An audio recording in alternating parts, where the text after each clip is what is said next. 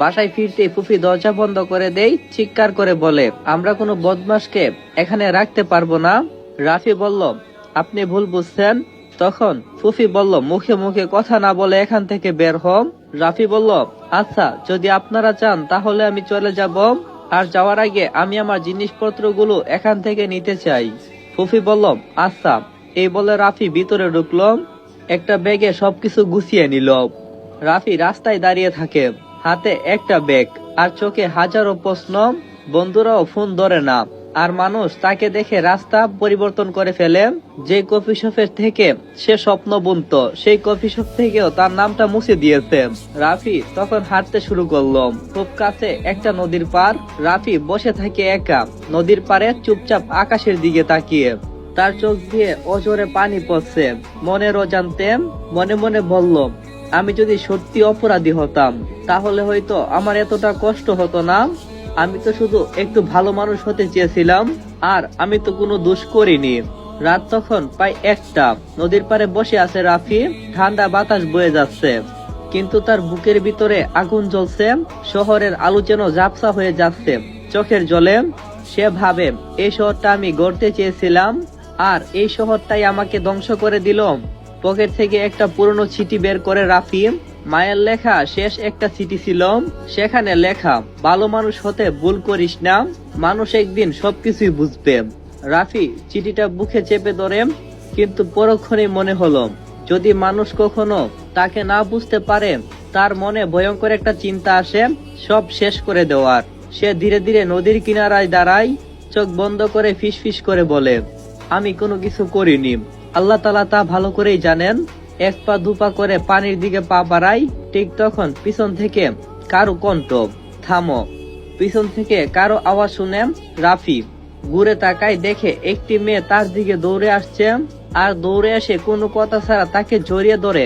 তার নাম হলো সানজিদা, পাশের গ্রামের একটি মেয়ে। সে মাঝে মাঝে এইখানে আসে, এসে গরিব বাচ্চাদের পড়ায়। সে হাঁপাতে হাঁপাতে বলে, তুমি মরতে যাচ্ছিলে কেন? রাফি চুপ, তার চোখ দিয়ে পানি গড়িয়ে পড়ে। সানজিদা চুপচাপ বসে পড়ে তার পাশে। আমি জানি তুমি খারাপ না। তার কথায় রাফি অনেকটাই অবাক হয়ে তাকাই, আর বলে, তুমি জানো আমি কে? আর তুমি জানো না যে সবাই আমাকে কি চোখে দেখে? সানজিদা শান্ত গলায় বলে, আমি জানি, আমি ভিডিওটা দেখছি, এটা এডিট করা। রাফির চোখ বড় বড় হয়ে যায়। তুমি কি বললে? সানজিদা বলল, হ্যাঁ, আমি সত্যি কথাই বলছি, আমি কিছু বাচ্চাদের পড়াইছিলাম, তখন আমার সামনে সেই ভিডিওটা আসে। আমি বুঝেছি মেয়েটা মাহি বয়েছিল, আর ভিডিওতে অনেক কাটাছেড়াও রয়েছে। রাফির বুক কেঁপে উঠে। মাসের পর প্রথমবার কারো চোখে একটু বিশ্বাসের দেখা পেল সে। তার চোখ ভিজে যায়। তুমি বিশ্বাস করো আমি নির্দোষ। সানজিদা হাসলো, আমি তোমার চোখ দেখে বুঝতে পারছি, আর মিথ্যা কখনো চোখে থাকে না। সেই রাতে সানজিদা রাফিকে নিজের ছোট্ট বাসায় নিয়ে যায়। একটা মাটির ঘর, খাট নেই, শুধু একটা মাদুর বিছানো। সানজিদা তাকে চা বানিয়ে দেয়। রাফি কাপটা হাতে নিয়ে বলে, আমি সব হারিয়েছি, নাম, ইজ্জত, মানুষ, সবকিছু হারিয়েছি। সানজিদা আবারও শান্ত গলায় বলল, মানুষ হারিয়ে গেছে তো কি হয়েছে, আর ইজ্জত সম্মান এখনকার দিনে টাকা থাকলে সবকিছু ফ্রিতে পাওয়া যায়। আর হ্যাঁ, তুমি বেঁচে আছো মানে তোমার দ্বারা সবকিছুই সম্ভব, যদি তুমি চেষ্টা করো আর মহান রবের প্রতি ভরসা রাখো। রাফি গলা কেঁপে বলে উঠে, আমি ফিরে যেতে পারবো না। সানজিদা বলল, তুমি ফিরে যাবে না, নতুন করে সবকিছু শুরু করবে। ওই এক বাক্য যেন রাফির মৃত হৃদয়কে আগুন জ্বালিয়ে দিয়েছে। অনেকদিন পর সে হালকা হাসে। রাফি বলল, তুমি কি আমার পাগলামো সহ্য করতে পারবে? সানজিদা হেসে বলল, আমি পাগলের সাথে বেশি ভালো থাকতে পারি। রাফির চোখে এবার পানি চলে আসে, কিন্তু এটা দুঃখের না, কৃতজ্ঞতার। পরের দিন সকালে রাফি ঠিক করে সে পালাবে না, আর সে নিজেকে শেষ করবে না, আর সে লুকাবে না। সে প্রমাণ করবে সে নির্দোষ। সানজিদা তাকে সাহায্য করার প্রতিশ্রুতি দেয়। রাফি জানে যে তার আগের বন্ধুগুলো হয়তো তার বিপদে তার পাশে নাই, কিন্তু এখন এমন একজন আছে যাকে সে চোখ বন্ধ করে বিশ্বাস করতে পারবে। বাহিরে বের হয়ে দেখে আলোতে ঝলমল করছে শহরটি।